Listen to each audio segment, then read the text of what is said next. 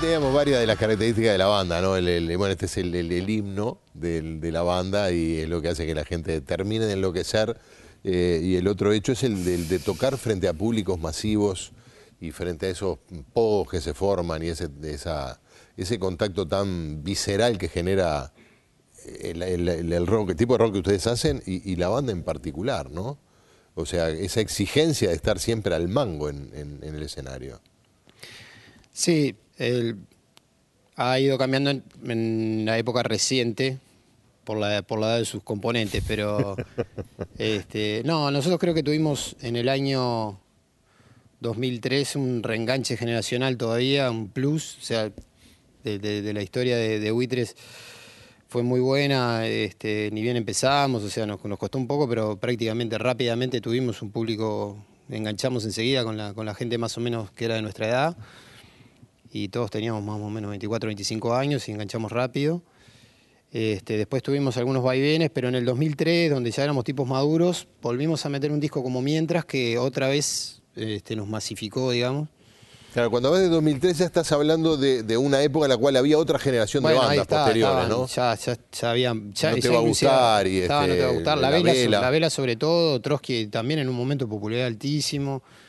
No te va a gustar Creciendo. De repente no eran lo que son ahora, pero claro, eran muy importantes. Ahí ya se percibió un relevo generacional en el público y en los músicos. Y ustedes calzaron perfectamente, a pesar de que ya venían de 20 años. Sí, y aparte veníamos también de lo que había sido lo que había pasado con el Peyote. El Peyote ya se había prácticamente separado, y sin embargo había sido una banda extremadamente popular, que había trascendido fronteras, que había tocado en todo lo que es América Latina, el sur de Estados Unidos, México, yo qué sé. Y además había generado una alternativa. O sea, lo que teníamos era banda de rock, duro, tradicional, y los tipos que hacían hip hop, tocaban hacían otra cosa, no habían como abierto mucho el espectro musical. No, por suerte el panorama era otro y ahí está lo que bueno, y las bandas estas que nombramos también. Calzamos ahí en un momento particular y coincidió con las... 2003 fue el primer Pilsen Rock, ¿no? Ese espectáculo masivo que duró 6 años consecutivos, el cual nos permitió tocar el primer año eran unas 15.000 personas más o menos, pero al partir del segundo año ya eran 30.000, 40.000, y los últimos 4 o 5 años fue tocar adelante de 80.000 personas. ¿Cómo evocás esa experiencia? No tiene parangón. Porque, vamos a entender, no hay muchas partes del mundo donde se generen... No hay muchos artistas en el mundo que toquen para 80.000 personas. Claro. No, y espectáculos de ese porte... No los hay. A mí me sorprende a veces que pasó como algo medio desapercibido hasta desde el punto de vista del análisis, ¿no? Sí, o sea, también Gabriel, hay una visión de alguna manera crítica. Y es que está todo fenómeno, fueron 80.000 personas. Pero también iban las familias a acampar al Pilsen Rock. Sí. Y esto iba el papá, la mamá, la nena, la tía. Y esto en algún punto hace ruido con el origen o el sentido del rock, ¿o no? Relativo. A mí me parece que fue un fenómeno que trascendió también lo que era la parte artística de las bandas. Me parece que coincidieron ahí muchas cuestiones que tienen que ver con aspectos también culturales, pero también sociales. Es un fenómeno complejo. También el auspiciante se atribuye para él. Está bien, que lo disfrute. Las bandas que éramos los mejores del mundo, pero era más complejo. Pero te quiero decir, en la época de los Estomos, si te iban a ver tu viejo, había fracasado. Bueno, pero es relativo, porque en realidad si uno se pone a ver lo que es el fenómeno del rock en otros países como Estados Unidos e Inglaterra, uno va a ver que eso... Claro, ya es un fenómeno intergeneracional. Ahí está. Que haya espacios reservados para los más jóvenes, adolescentes, jóvenes, en relación al rock, sí, los hay. Y de repente todavía existen. De todas maneras reproduce mucho lo que es la sociedad uruguaya también, ¿no? Yo creo que sí. Nosotros ahora, yo no quiero catalogarme como la banda de la familia como si fuera un entretenimiento familiar, pero nosotros sí en determinados momentos nos dimos cuenta que nos iban a ver familias y bueno, tratamos también uno recibe ese mensaje, o sea, nos van a ver.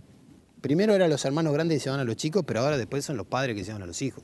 Claro. Entonces ese tipo de cosas uno tiene que ver. Y después aparecieron niños. Antes eran las madres y los padres de tus pacientes, ahora son tus pacientes con sus hijos. Digamos, tus ex pacientes con sus hijos que van al consultorio. Sí. puede pasar, sí. Uno se encuentra con un...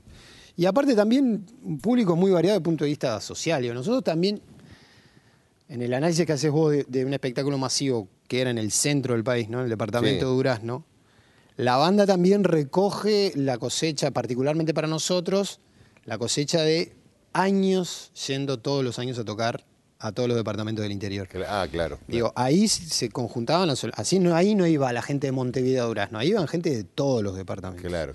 Y nosotros siempre fuimos muy fuertes en varios departamentos de este país y creo que es un mérito de la banda por haber ido siempre en forma desinteresada a hacer la gira. ¿Por qué decís en forma desinteresada? Porque la hicimos de todas maneras. Claro.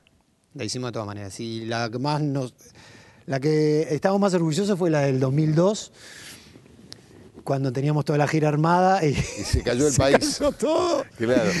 Y nos empezaron a suspender todas las fechas. Y, ¿Le hicieron igual? Y le hicimos igual. Le dijimos a los dueños de los lugares, a no ser aquellos que tuvieron que cerrar, claro. por literalmente cerrar, la hicimos igual, la hicimos a pérdida igual. La hicimos. Y eso estuvo buenísimo. Eso para nosotros es una cocarda que tenemos. Y sí, más bien, supongo que para la gente también. Para la gente también. Aquel contexto de crisis terrible. Estuvo buenísimo. La entrada así a 10 pesos, las mujeres no pagaban y los muchachos pagaban 10 pesos. Algo así. Verá que estábamos con el Pilsen Rock porque, claro, uno se da cuenta de lo que fue ahora que no está más, como con tantas cosas, sí. ¿No? Digo, en aquel momento llamaba la atención, pero ¿por qué no se pudo hacer más? ¿Por un tema de costos, por un tema en fin, de dimensiones? ¿O por qué no hacerlo u otro parecido en otro lugar, no?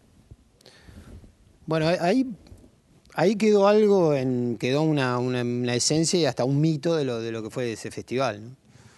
Y quedó colgado ahí en el espacio, como que nadie agarró la posta. Digo, ya había empezado a haber algunos problemas con la parte de seguridad, claro. la ida masiva, sí. de tanta gente hacia un lugar. Era complejo, ¿no? ¿Cuándo fue la última edición? Hace 4 o 5 años. Sí, puede ser en el 2009 que haya sido la última, sí. 2009, 2010 puede ser. Quizás hoy sea más complicado hacerlo desde el punto de vista de la seguridad. Puede ser, sí. Puede ser que sea complejo, sí. Aparte, sí, en un momento hubo un espíritu muy de... no eran las familias, eran más los jóvenes que iban a acampar, después se empezaron a acompañar los padres, y después ya empezó a ir cualquier tipo de gente también, o sea, claro. Se empezó a generar una mezcla de públicos que la mayoría de las veces creo que operó muy bien. No por las excepciones, digamos, que se terminó de hacer. Claro. Operaba muy bien, pero se estaba en un terreno bastante peligroso, digamos. Sí, pero estoy pensando cómo empezaste esta entrevista hablando de los orígenes de Pando y sí. no entraste en detalle sobre los primeros toques y el público que iba.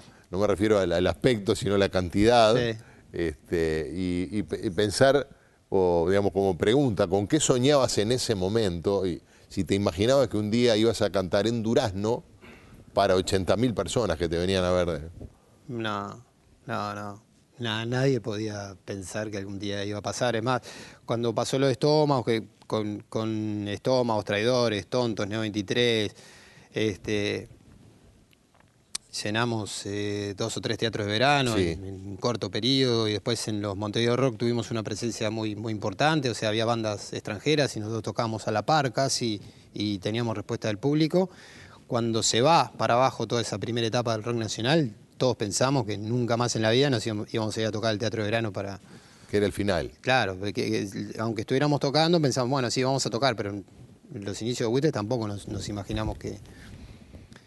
Y bueno, sin embargo pasó, yo qué sé, con Buitres empezamos en el 89 y ya en el 93 estábamos llenando el teatro de vuelta. Vamos a hacer una pausa, no hablamos de fútbol todavía, no sé si... tenemos mejor no hablamos. No, vamos a hablar. Tenemos una sorpresa para el próximo bloque, ¿eh? Ya venimos. Buscando y querías fan de Fey No More, versiones y remises de Socio. Edita Bizarro.